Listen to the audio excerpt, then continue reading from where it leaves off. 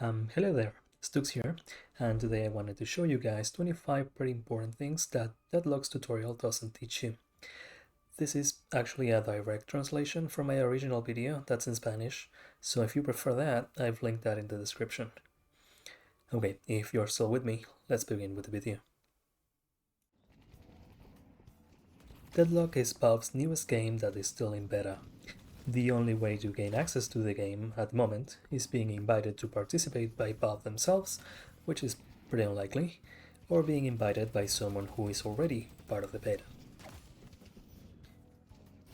Now, the game, as I mentioned, is very much still in beta, and so the tutorial isn't much more than a simple PowerPoint presentation explaining what the game is about and a very short gameplay segment that actually lets you test a few of the mechanics of the game, but there are a lot of important things that this tutorial doesn't cover, and that is exactly what this video is going to be about.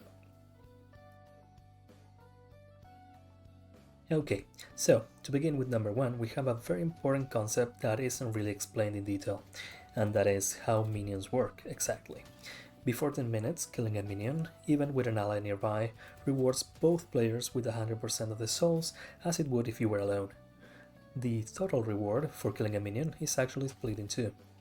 Half of it you get upon last hitting the minion, and the other half once you pop the soul orb that spawns, or if it expires without an enemy shooting them. However, at the 10-minute mark, this mechanic changes a lot.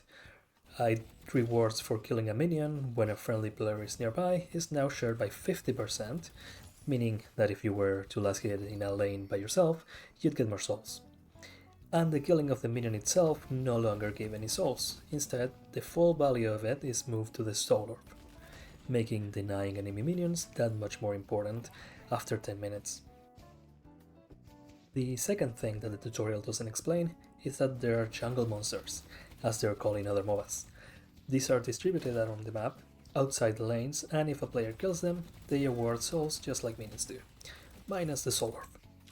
These monsters are classified in 3 difficulties, and they spawn at different times.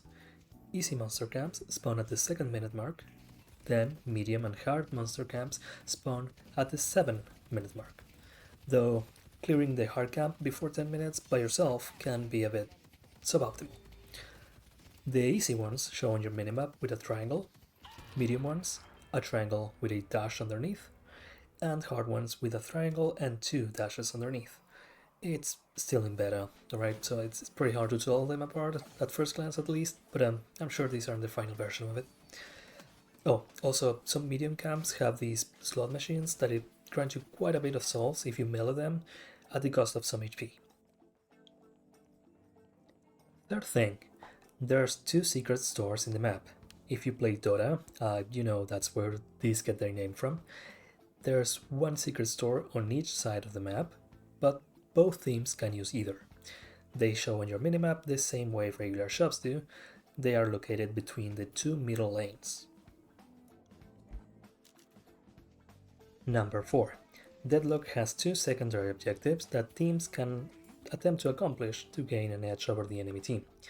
One of them is the Spirit Urn. The urn spawns in one of 2 altars that are located on the inner side of lanes purple and yellow.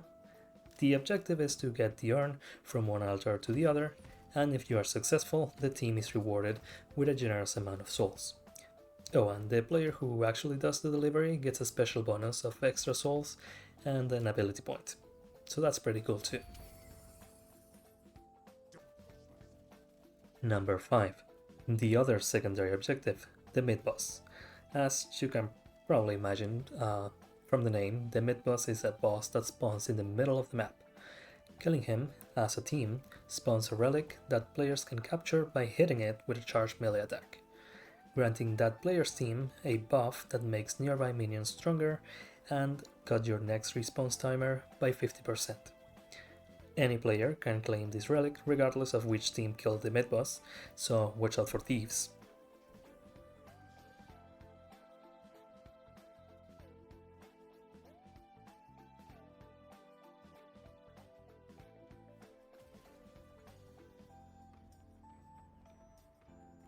Number 6. In the bridges between lanes yellow and orange, and the one between blue and purple, are located neutral buffs that players can claim just by walking over them. These buffs are shown in the minimap as a white circle when they are available, and once captured they last for 2 minutes, or until death. Some of them are very strong, so it's worth looking at them.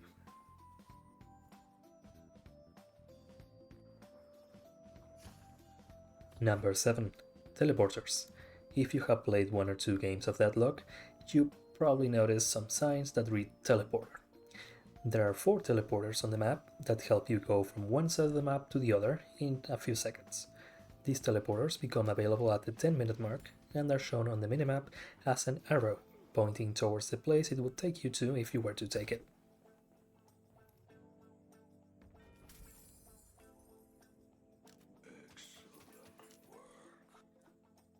Number 8.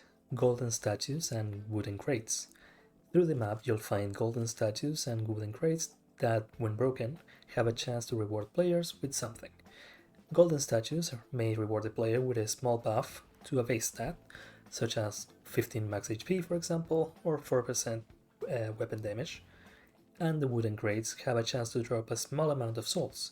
These souls count as insecure souls, which brings me to the 9th thing that the game doesn't explain. Unsecure souls. These are the souls gained through killing neutral monsters or breaking the wooden boxes around the map. The only difference with regular souls is that if you are killed, you drop them where you died as a little coin purse that any other player can walk up to and pick up. So if you just cleared a bunch of neutral monsters, it's probably better to either spend them right away or play a bit safer for a while, since unsecure souls slowly transform into regular souls over time. For number 10, there's another very important mechanic that is never mentioned, and it's that we can't use ziplines while in combat, and they can only be used up to where your team's minions are currently at.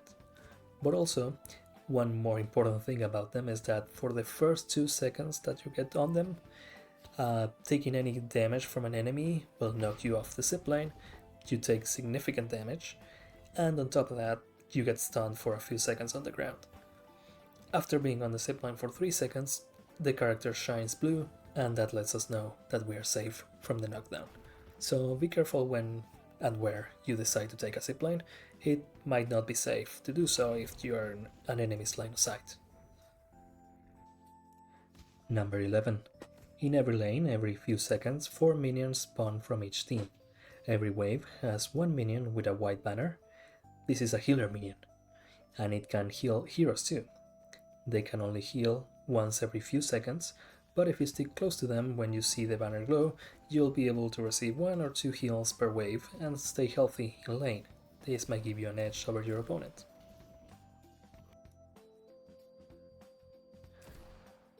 Number 12.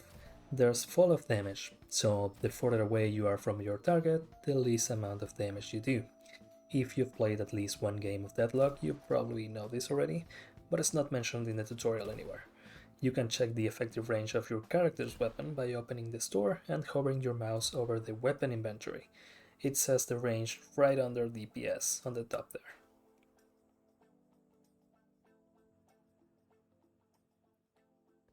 Number 13. You have infinite ammo during a slide. So long as you haven't started a reload, then the mechanic doesn't work. So we can't avoid being punished for running out of ammo, but if you notice that you have only a few rounds left, sliding and shooting can make the difference between a kill and them getting away.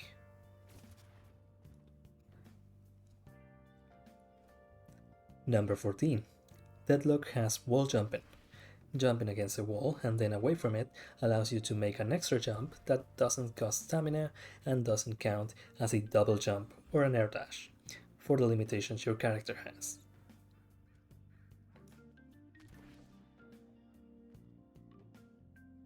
Number 15. Some base stats on some characters scale with different attributes. For example, 7's movement speed scales with spirit power. You can check these stats by going to the Hero tab. The ones marked with a purple star are affected by spirit power, for example.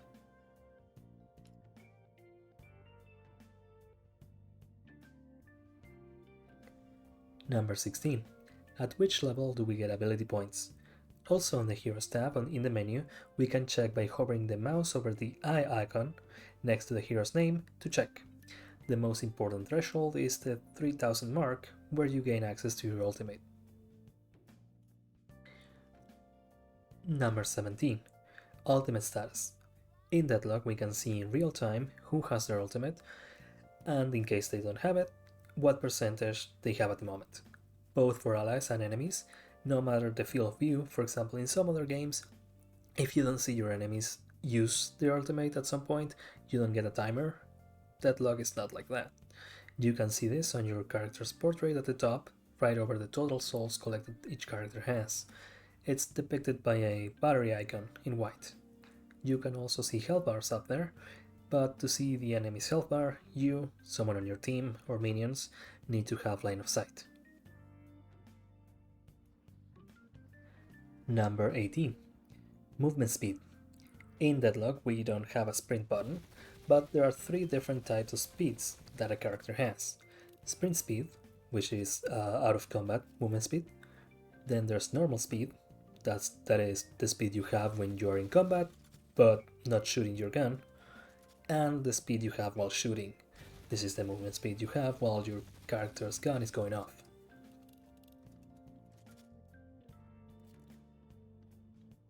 Number 19. Not every character has the same amount of base stamina. For example, Ivy starts the game with 4 bars, while Vindicta only gets 2. Sad sniper noises. Number 20. Right under the time-elapse at the top of the screen, there's a graphic representation of all allied and enemy structures that are still standing. This is useful when there's a team fight going on and there are like 10 character portraits on the same spot on your minimap, for example. It's pretty helpful. Number 21. Opening the store and hovering over each of your inventories, we can check exactly what stats we have gained through our items. So if you want to compare builds, for example, this is where you check that.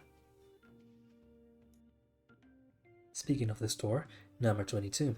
Every item you purchase comes with a bonus that depends on what category of item it is and what tier of item it is, besides the stats that the item says you get.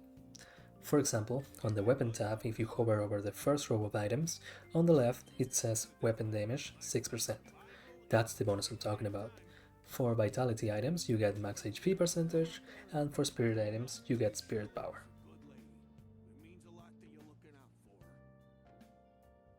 Number 23.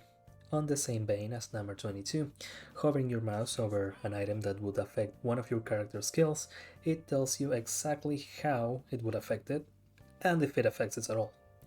This helps us gauge if buying the item is worth it for our character. For example, items that buff AoE abilities may not be worth getting for a hero that has only one AoE ability. One other thing is that if you try to buy an item that wouldn't affect your character in any way, the game straight up doesn't let you. For example, buying an item that grants your abilities with charges an extra charge on a hero that doesn't have them, it just doesn't let you, so that's nice. Number 24. Flex slots. These are inventory slots that you unlock by doing objectives as the match progresses.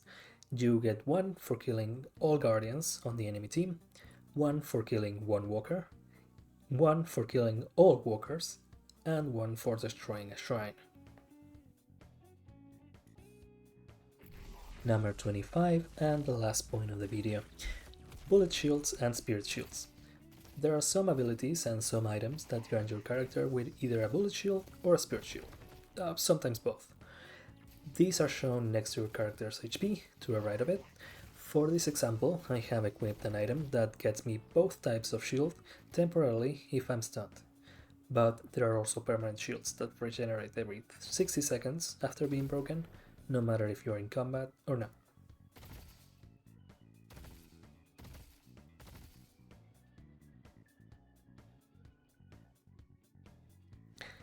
So I haven't really been playing Deadlock for that long, that's why I'm quite fresh on what the tutorial tells you and what it doesn't. I actually got invited to the beta like 3 days ago at the time of uploading the video, but this is the list of things that I thought were too important to not have on the tutorial, and hopefully this video can help anyone trying to get into the game that didn't quite get the full picture of it by just playing the tutorial. I'm sure that once the game is fully released, they'll get us a more complete tutorial, complete with information overload as all good MOBAs do, but for now this will have to do. Thank you if you watched the video until the end, and please consider subscribing to the channel if you like this type of content. I also plan to stream the game from time to time if that's something you're interested in. So yeah, thanks again for watching. Stux signing out.